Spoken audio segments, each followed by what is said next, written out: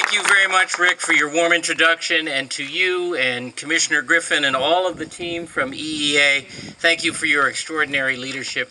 Thank you all for being here this morning and for your patience with me. I've come from Berkshire County, and it took a little longer to get here than I thought. When I took office in 2007, I made a commitment to the wise conservation of open space, not actually because of my legacy, but because of the Commonwealth's legacy. Today, I am proud to report, as the Secretary has said, that we have protected over 100,000 acres of open space, 100,987 acres to be exact. We've done that working together across state government with conservationists, environmentalists, residents, and local leaders. For the first time, there is more protected open space in Massachusetts than there is developed space in Massachusetts. Say, not bad for a city kid.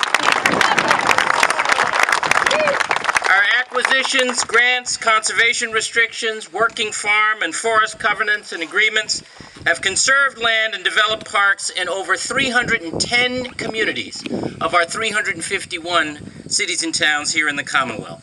There are many, many people to thank for this.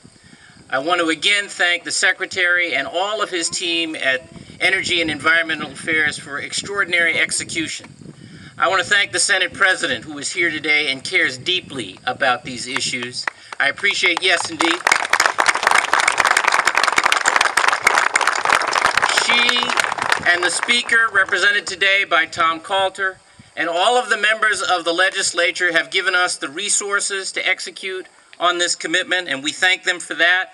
I thank local and state land trusts. I know many are represented here today, and Ed Becker is going to speak, I think, yes, on the program on their behalf.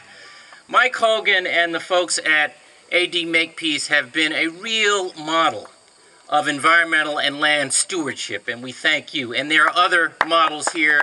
I thank you for representing them today. Just a final word about that city kid remark. I am a city kid. A lot of you know I grew up on the south side of Chicago in a tenement. And out behind that tenement was a small yard where my grandmother, when the weather was right, would go out and work a garden. And she'd go out early in the morning, before we got up, before the day really started, and she'd brush away things, you know, broken glass and trash that had blown in, things that don't belong in dirt. But she tended that garden. I remember one cutting a rose bush, a climber that she brought from my great-grandparents' home in Kentucky, that she trained up the side of that tenement nearly 2 stories. It was a remarkable and improbable thing, especially in that place and in that soil. But she tended her garden. Really, that notion of tending our garden, of doing what we must do in our time to leave things better for a generation or 2 or 3 to come, is what informs our land acquisition and open space preservation, yes. But it also informs our approach to funding the public schools, to rebuilding our roads and rails and bridges, to investing in ourselves and in our people, in our communities, so that we build a stronger economy and a stronger Commonwealth for everyone for a generation or 2 to come. I'm proud to have been a part of that. I'm proud to have been a partner with all of the folks who stand with me here today and who are here gathered and whom you represent. And I thank you for the honor of being with you today and that service. Thank you.